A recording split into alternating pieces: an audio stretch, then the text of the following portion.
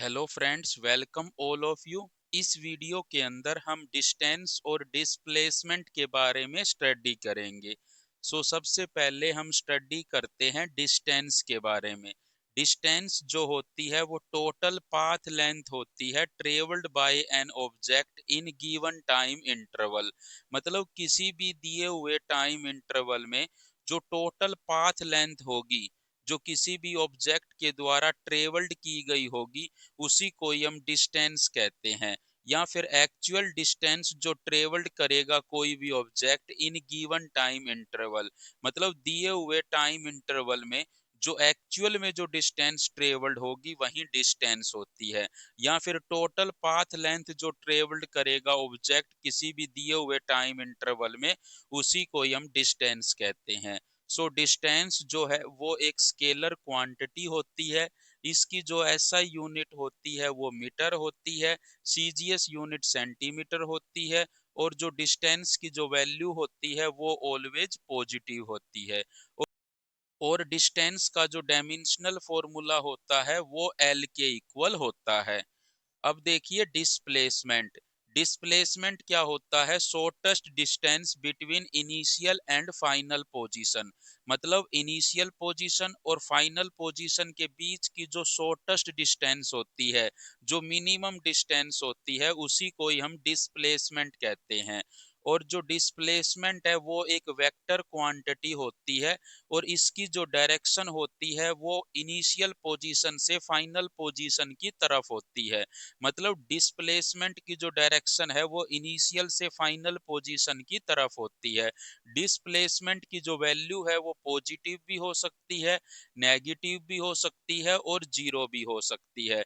Displacement की जो SI unit होती है वो मीटर होती है, सीजीएस यूनिट सेंटीमीटर होती है, और डिस्प्लेसमेंट का जो डायमेंशनल फॉर्मूला होता है वो एल के इक्वल होता है। अब देखिए ए क्या है? इनिशियल पॉइंट है या फिर इनिशियल पोजीशन है किसी भी ऑब्जेक्ट की। और बी क्या है? फाइनल पॉइंट है या फिर फाइनल पोजीशन है किसी भी ऑब्जेक्ट की। और ए से बी की तरफ जो वेक्टर होगा वही डिस्प्लेसमेंट वेक्टर होगा। ए बी वेक्टर क्या है? डिस्प्लेसमेंट वेक्टर है। और ए और बी के बीच में जो मिनिमम डिस्टेंस होगी या फिर शॉर्टेस्ट डिस्टेंस होगी वही डिस्प्लेसमेंट की वैल्यू होती है। डिस्प्लेसमेंट जो है दो पॉइंट के बीच में यूनिक वैल्यू रखेगा, बट जो डिस्टेंस है वो पाथ पे डिपेंड करेगी कि ए से बी की तरफ आप गए हो तो किस पाथ से गए हो। तो जो डिस्टेंस है उसकी मैनी वैल्यूज हो सकती है, बट डिस्प्लेसमेंट की जो है वो यूनिक वैल्यू होती है। मतलब ए से बी की तरफ अगर आप जा रहे हो तो किस पाथ से जा रहे हो? इस पाथ से जा रहे हो तो अलग आएगी डिस्टेंस की वैल्यू, इस पाथ से जा रहे हो तो डिस्टेंस की वैल्यू अलग आएगी, इस पाथ से गए हो तो डिस्टेंस की वैल्यू अलग आएगी। तो दो पॉइंट के बीच में जो डिस्टेंस की वैल्यू है वो अलग अलग हो सकती है, बट जो डिस्प्लेसमेंट की वैल्यू होती है वो यूनिक होती है। यूनिक का मतलब एक ही वैल्यू होगी, और वो क्या होगी? उन दोनों के बीच की मिनिमम डिस्टेंस होगी या फिर शॉर्टेस्ट डिस्टेंस होगी। और यहाँ पर जो डिस्प्लेसमेंट वेक्टर होगा वो ए बी वेक्टर होगा। मतलब एक ऐसा वेक्टर जिसका इनिशियल पॉइंट ए है और फाइनल पॉइंट क्या है? बी है। मतलब इनिशियल पोजीशन से फाइनल पोजीशन की तरफ जाने वाला वेक्टर ही क्या होता है? डिस्प्लेसमेंट वेक्टर होता है। यहाँ पे हम कह सकते हैं distance can have many values between two position depending upon the path followed. मतलब जो पाथ वो फॉलो करके जाएगा उसके पाथ पे डिपेंड करेगी डिस्टेंस की वैल्यू। दो पोजीशन के बीच में डिस्टेंस की मैनी वैल्यूज हो सकती है, बट डिस्प्लेसमेंट किसी भी ऑब्जेक्ट का दो पोजीशन के बीच में यूनिक वैल्यू रखता है, और वो क्या होती है? उन दोनों पोजीशन के बीच की शॉर्टेस्ट डिस्टेंस या मिनिमम डिस्टेंस होती है। और देखिए जो डिस्टेंस का मैग्नीट्यूड होता है वो हमेशा ग्रेटर देन या इक्वल टू होता है डिस्प्लेसमेंट के मैग्नीट्यूड के। और जो इक्वलिटी कब आएगी? मतलब डिस्टेंस और डिस्प्लेसमेंट एक दूसरे के कब इक्वल होंगे? जब ऑब्जेक्ट जो है स्ट्रेट लाइन में मूव करे और अपनी डायरेक्शन को भी चेंज ना करे। मतलब अगर कोई ऑब्जेक्ट स्ट्रेट लाइन में मूव करता है और अपनी डायरेक्शन को भी चेंज नहीं करता है, तब जो डिस्टेंस की वैल्यू है वो डिस्प्लेसमेंट की वैल्यू के इक्वल होगी। अदरवाइज डिस्टेंस की जो वैल्यू है वो हमेशा ज्यादा होगी डिस्प्लेसमेंट की वैल्यू के।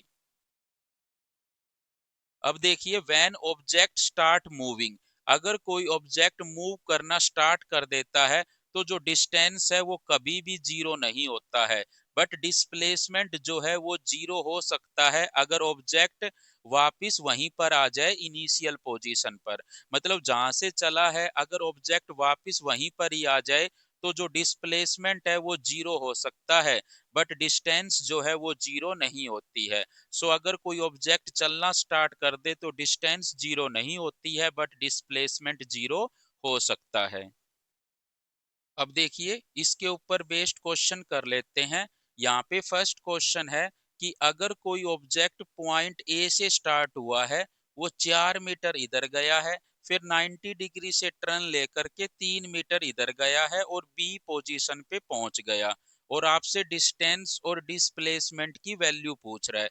सो जो डिस्टेंस होती है वो तो टोटल पाथ लेंथ होती है। टोटल पाथ लेंथ का मतलब एक्चुअल में जो दूरी तय करी है वो डिस्टेंस होती है।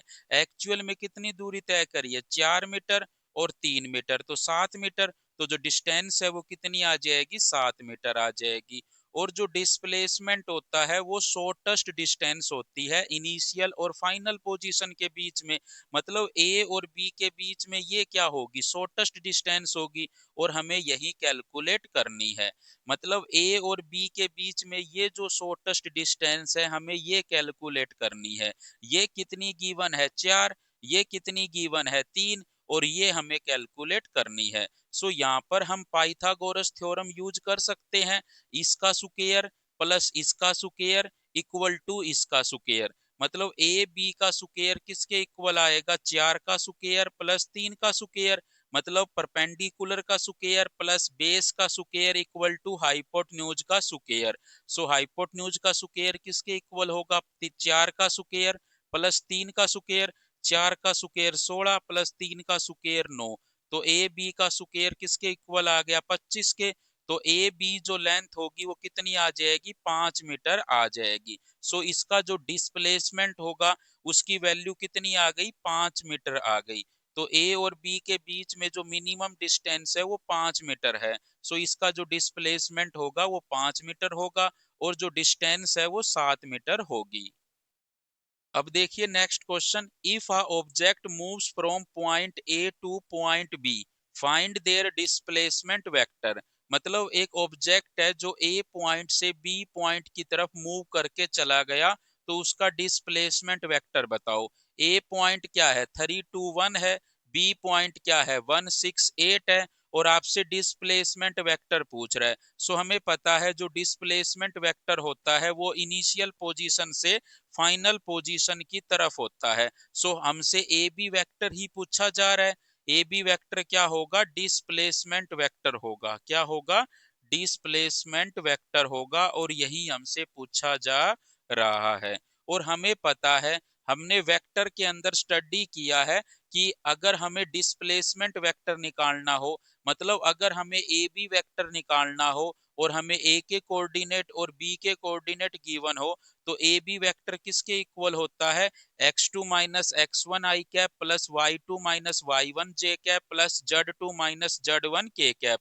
तो यहाँ पर क्या होगा, x2 माइनस का x1 i cap plus y2 minus का y1 j cap plus z2 minus का z1 के कैप। और यहाँ पर ये क्या है, x1 y1 z1 है, और ये क्या है, x2 y2 z2 है। तो यहाँ पर x1 y1 z1 initial point के कोऑर्डिनेट होते हैं, x2 y2 z2 final point के कोऑर्डिनेट होते हैं। सो यहाँ पर रख देते हैं, x2 कितना है 1, x1 कितना है 3 आई कैप, प्लस y2 कितना है 6, y1 कितना है 2 जे कैप, प्लस z2 कितना है 8 माइनस z1 कितना है 1 के कैप। तो यहाँ पर कितना आ जाएगा, माइनस का 2 आई कैप प्लस का 4 जे कैप प्लस का 7 के कैप। तो ये आ गया आपका डिस्प्लेसमेंट वेक्टर। जो वेक्टर ए पॉइंट से बी पॉइंट की तरफ मूव कर रहा था उसका डिस्प्लेसमेंट वेक्टर निकल के आ गया।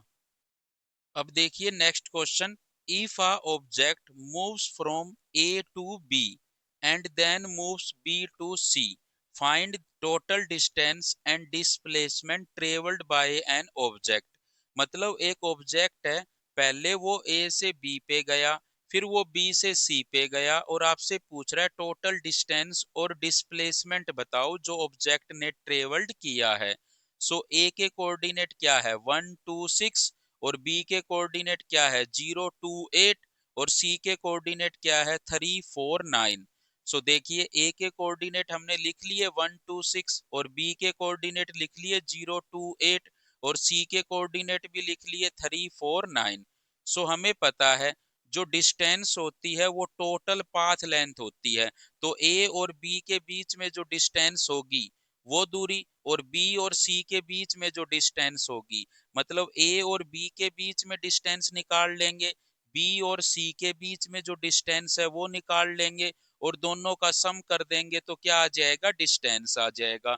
और जो डिस्प्लेसमेंट होगा वो क्या होगा, इनिशियल और फाइनल पोजीशन के बीच की मिनिमम डिस्टेंस। सो ये क्या होगा, डिस्प्लेसमेंट होगा। तो ए सी जो है, ए और सी के बीच में जो डिस्टेंस है ए सी से रिप्रेजेंट कर रहे हैं, वही क्या होगा, डिस्प्लेसमेंट होगा। सो सबसे पहले हम डिस्टेंस फॉर्मूला का यूज करके ए बी डिस्टेंस निकाल लेते हैं। मतलब ए और बी के बीच में जो डिस्टेंस है जिसको हम ए बी लिख रहे हैं वो निकाल लेते हैं। फिर हम बी और सी के बीच में डिस्टेंस निकाल लेंगे जिसको हमने बी सी लिखा है, और फिर हम ए और सी के बीच में डिस्टेंस निकाल लेंगे जिसको हमने ए सी लिखा है। तो ए और बी के बीच में जो डिस्टेंस है वो ए बी किसके इक्वल होती है, under the root x2 minus x1 का square plus y2 minus y1 का square plus z2 minus z1 का स्क्वायर। सो यहाँ पर अंडर द रूट के अंदर क्या आएगा, 0 माइनस 1 का स्क्वायर प्लस 2 माइनस 2 का स्क्वायर प्लस 8 माइनस 6 का स्क्वायर। तो ये -1 का स्क्वायर 1 हो जाएगा, 0 का स्क्वायर 0 हो जाएगा, 2 का स्क्वायर 4 हो जाएगा, तो √5 आ जाएगा ए बी। फिर देखिए BC निकाल लेते हैं। BC किसके इक्वल आएगा, अंडर द रूट 3 माइनस 0 का स्क्वायर प्लस 4 माइनस 2 का स्क्वायर प्लस 9 माइनस 8 का स्क्वायर। 3 माइनस 0 तो 3 का स्क्वायर 9, 2 का स्क्वायर 4, और 1 का स्क्वायर 1। तो ये किसके इक्वल आ जाएगा, अंडर द रूट 14 के इक्वल आ जाएगा। सिमिलरली हम AC की वैल्यू निकाल लेते हैं। AC की वैल्यू किसके इक्वल आएगी, अंडर द रूट 3 माइनस 1 का स्क्वायर प्लस 4 माइनस 2 का स्क्वायर प्लस 9 माइनस 6 का स्क्वायर। सो यहाँ पर हम अगर वैल्यू निकालेंगे तो यहाँ पर 2 का स्क्वायर 4 हो जाएगा, यहाँ पे भी 2 का स्क्वायर 4 हो जाएगा, यहाँ पर 3 का स्क्वायर 9 हो जाएगा। तो ये √17 के बराबर आ जाएगा आपका। तो यहाँ से जो डिस्टेंस होगी वो किसके इक्वल थी, A B plus B C. तो ए बी की वैल्यू क्या है, √5, और बी सी की वैल्यू क्या है, √14। तो √5 प्लस √14 क्या होगा, डिस्टेंस होगा। और जो डिस्प्लेसमेंट था वो AC के इक्वल था, और AC की वैल्यू क्या है, अंडर द रूट 17। तो जो डिस्प्लेसमेंट होगा वो √17 के इक्वल होगा। तो इस तरह से आप डिस्टेंस और डिस्प्लेसमेंट कैलकुलेट कर सकते हो।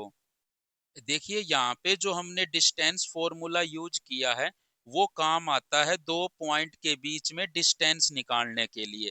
जैसे एक पॉइंट P है जिसके कोऑर्डिनेट x1 y1 z1 है, एक पॉइंट क्याऊ है जिसके कोऑर्डिनेट x2 y2 z2 है। P और क्याऊ के बीच में जो डिस्टेंस है उसको हम P क्याऊ से रिप्रेजेंट कर रहे हैं, वो इक्वल टू होती है under the root x2 minus x1 का square plus y2 minus y1 का square plus z2 minus z1 का स्क्वायर। तो ये फॉर्मूला वहां पे यूज किया गया था, इसको आप अप्लाई करिए और वो ए बी बी सी और ए सी की वैल्यू निकालिए और डिस्टेंस और डिस्प्लेसमेंट की वैल्यू निकल जाएगी। So thank you so much for watching this video. अगर आपको वीडियो अच्छी लगी तो please like share and channel को सब्सक्राइब जरूर करें।